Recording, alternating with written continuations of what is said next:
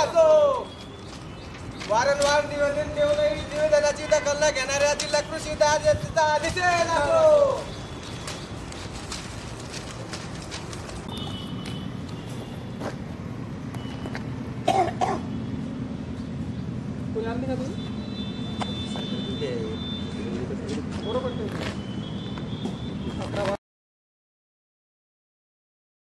काय झालंय? तुम्ही कृषी अधीक्षक कार्यालयासमोर जे कागद फेकले, नेमकी काय प्रकरण आहे? जिल्हा कृषी अधीक्षक हे वारंवार निवेदन देऊनही निवेदनाची दखल घेत नसल्यामुळे आज आम्ही संतप्त होऊन जिल्हा कृषी अधीक्षक कार्यालयासमोर निवेदनाची होळी केलेली आहे.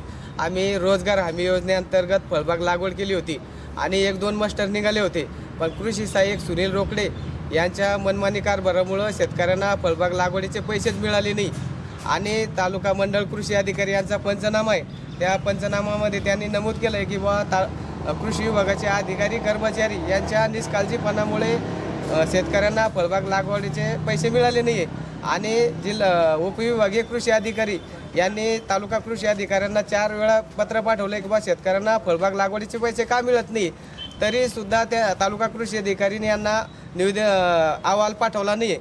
आणि उपविभागीय कृषी अधिकारी यांनी जिल्हा अधीक्षकांना कारवाईसाठी प्रस्ताव पाठवला, तरी जिल्हा कृषी अधीक्षक मनमानी कारभार करून तालुका कृषी अधिकारी भुते व सुनील रोकडे यांना पाठीशी घालून शेतकऱ्यावर अन्याय करत आहेत.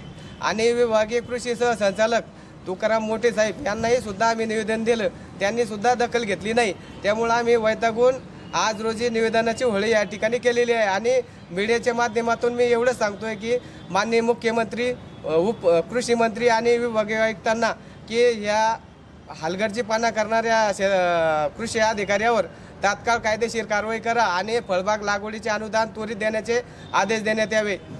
नाव काय आपलं? कोणतीच काही दखल घेतली नाही, त्याच्यामुळे एक कागदाची होळी करण्यात आली.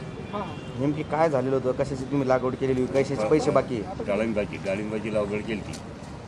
डाळिंब लावली, त्याचे 1 मटर काढलं, दुसऱ्या मटरला म्हणजे आता देतो नंतर देतो मागून म्हणे कागद झाडून गेले. रोकडे साहेबांना फसवागिरी करत आता लोक इथं मागली. याची वारंवार सगळ्या जिल्हा अधिकाऱ्याला सगळ्या कार्यालयाला भेट देऊन त्यांना काही दखल घेतलीच नाही, कोणाला काहीच उत्तर दिलं नाही आम्हाला. त्याच्यामुळं आम्ही या कागदाची आज इथं होळी केली. सरकारकडे काय मागणी आहे? मागणी अनुदानाची.